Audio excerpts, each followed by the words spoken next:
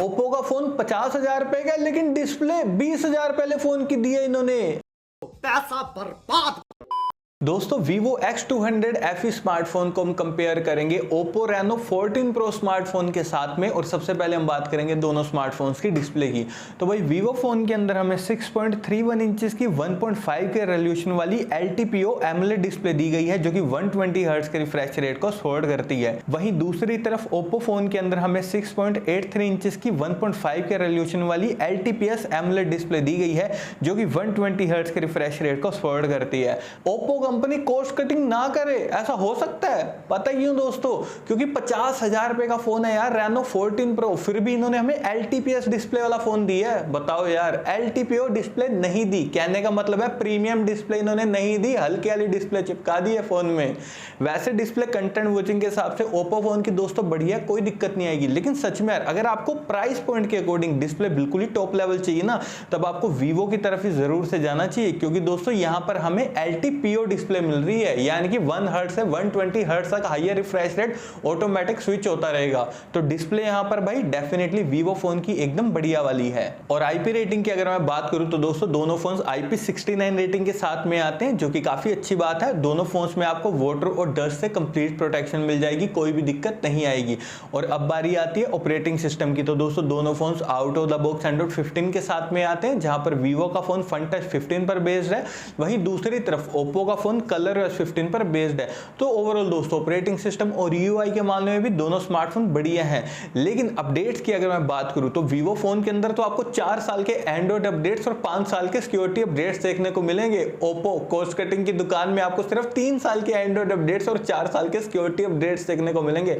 50,000 पहले फोन में भी इन्होंने हमें 3 साल के एंड्रॉइड अपडेट दिए हैं। ये हाल है इनके, कॉस्ट कटिंग करना तो कोई इनसे सीखे। और चिपसेट की अगर मैं बात करूं तो दोस्तों Vivo फोन के अंदर हमें Dimensity 9300 प्लस चिपसेट मिल रहे हैं, जो कि 4 नैनोमीटर टेक्नोलॉजी पर बेस्ड है। वहीं दूसरी तरफ Oppo फोन के अंदर हमें Dimensity 8450 चिपसेट दिया गया, जो कि 4 नैनोमीटर टेक्नोलॉजी पर बेस्ड है।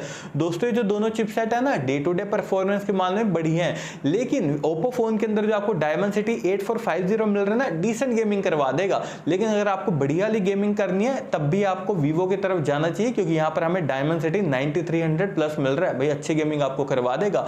और Antutu स्कोर Vivo फोन का आता है 19 लाख के करीब, वहीं दूसरी तरफ Oppo फोन का आता है 16,50,000 के करीब। इसमें भी ये Oppo वाले हार ही चुके हैं। तो बढ़िया Antutu चाहिए, तब भी आपको Vivo की तरफ ही जरूर से जाना चाहिए। और दोस्तों स्टोरेज की अगर मैं बात करूं तो दोनों फोन्स के अंदर हमें UFS 3.1 वाली स्टोरेज दी गई है, जहां पर दोनों फोन्स LPDDR5X रैम को सपोर्ट करते हैं। तो ओवरऑल यहां पर तो इन दोनों ही कंपनी ने कॉस्ट कटिंग करी है, क्योंकि 50,000 रुपए वाले फोन में हमें UFS 4.0 या फिर UFS 4.1 ये दे सकते थे, नहीं दी दोस्तों। ये बात ध्यान रखना, कॉस्ट कटिंग यहां पर दोनों ने ही करी है। और देखिए दोस्तों, इन दोनों फोन्स को मैंने टैग कर दिया, वहां से जाकर आप इन्हें डायरेक्टली परचेस कर सकते हो। और वीडियो के लास्ट में मैंने आपको एक बढ़िया फोन भी सजेस्ट किया है, सिर्फ 35,000 रुपए प्राइस पॉइंट का, तो आप लास्ट तक रुके रहना। और अब बारी आती है बैक कैमरा सेटअप की। तो दोस्तों दोनों फोन्स के बैक में हमें ट्रिपल कैमरा का सेटअप दिया गया है। और सबसे पहले हम बात करेंगे Vivo की। तो इस फोन का मेन कैमरा 50 मेगापिक्सल का, अल्ट्रा वाइड कैमरा है 8 मेगापिक्सल का, और जो 3x टेलीफोटो कैमरा वो है 50 मेगापिक्सल का। वहीं दूसरी तरफ Oppo फोन का मेन कैमरा 50 मेगापिक्सल का, अल्ट्रा वाइड कैमरा है 50 मेगापिक्सल का, और 3.5x टेलीफोटो कैमरा वो भी है 50 मेगापिक्सल का। दोस्तों अभी आप स्क्रीन के ऊपर Oppo फोन के कैमरा सैंपल्स देख पा रहे हैं कि यहाँ पर इसके मेन कैमरा ने डिटेलिंग को कितनी बढ़िया तरीके से कैप्चर की है। भाई मुझे इसके कैमरा सैंपल्स में एकदम नेचुरल डिटेलिंग देखने को मिली है, काफी बढ़िया बात है। और पोर्ट्रेट शॉट भी मुझे Oppo फोन के काफी ज्यादा बढ़िया लगे। लेकिन दोस्तों अगर आप 50-55 हजार रुपए खर्च कर रहे हो, तब तो आपको यार बिल्कुल तगड़े वाला फोन चाहिए ना कैमरा के हिसाब से, लाइक जो आईफोन तक को कंपीट कर दे। तब आपको यहाँ पर डेफिनेटली दोस्तों Vivo की तरफ जाना है, क्योंकि इसका जो मेन कैमरा ना 50 मेगापिक्सल का, भाई सच में अल्टीमेट डिटेलिंग कैप्चर कर देता है। भाई मुझे इसके पोर्ट्रेट शॉट बिल्कुल बढ़िया वाले लगे हैं। Oppo से भी बहुत ज्यादा बढ़िया पोर्ट्रेट शॉट मुझे यहाँ पर Vivo फोन के देखने को मिले हैं। साथ ही साथ दोस्तों इसके कैमरा सैंपल्स में आप खुद देखिए, डायनामिक रेंज, कलर एक्यूरेसी कितने बढ़िया तरीके से मैनेज करी गई है। तो ओवरऑल दोस्तों अगर आपको बिल्कुल कैमरा सेंट्रिक फोन चाहिए ना, मतलब आईफोन को भी टक्कर देने वाला, तब आपको यहाँ पर Vivo की तरफ ही जरूर से जाना चाहिए। और वीडियो स्टेबलाइजेशन की अगर मैं बात करूं तो दोनों फोन्स यहाँ पर OIS प्लस EIS टेक्नोलॉजी को सपोर्ट करते हैं। और अब बारी आती है फ्रंट कैमरा की, तो दोनों फोन्स के फ्रंट में 50 मेगापिक्सल का सेल्फी कैमरा दिया गया। देखिए दोस्तों, ओप्पो फोन का जो फ्रंट कैमरा है ना, नेचुरल डिटेलिंग में आपकी सेल्फी फोटोज क्लिक कर देगा, लेकिन बिल्कुल फ्लैगशिप डिटेलिंग के साथ में अगर आपको सेल्फी फोटोज भी क्लिक करनी है तब भी आपको वीवो की तरफ जरूर से जाना चाहिए, क्योंकि वीवो का फ्रंट कैमरा भाई वीवो वालों ने काफी बढ़िया तरीके से ऑप्टिमाइज किया है, जो कि बढ़िया डिटेलिंग के साथ में आपकी सेल्फी फोटोज क्लिक कर देगा।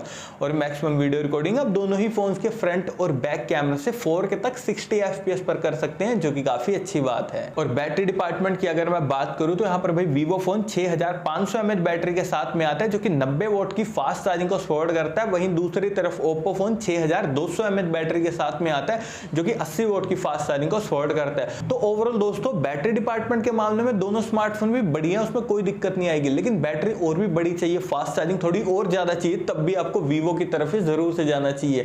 और अगर मैं बात करूं वायरलेस चार्जिंग की, तो उसमें वीवो वाले भाई पीछे रह गए, क्योंकि वीवो फोन में कोई भी वायरलेस चार्जिंग का सपोर्ट नहीं दिया गया।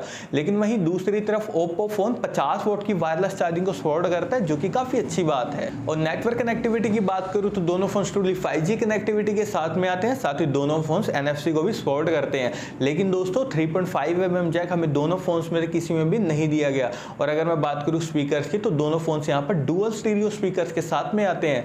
और सिक्योरिटी के लिए हमें दोनों ही फोन्स के अंदर under display fingerprint sensor plus face unlock देखने को मिल जाता है।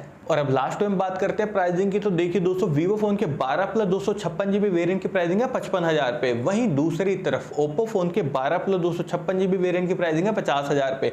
और अगर मैं यहाँ पर अपना पॉइंट ऑफ व्यू दोनों दोनों स्मार्टफोन के लिए, तो यकीन मानिए दोस्तों, अगर आपको बिल्कुल बढ़िया फोन चाहिए, कैमरा सेंट्रिक फोन चाहिए, भाई डेफिनेटली आप यहाँ पर वीवो की तरफ से जरूर से जाइए। भाई काफी बढ़िया डील है वीवो का फोन यहाँ पर। लेकिन दोस्तों, अगर आपका बजट है 35-40 हजार रुपए तक का, और तब आपको अगर कैमरा सेंट्रिक फोन चाहिए, तब आपको सैमसंग S24 FE को जरूर से बाय करना चाहिए,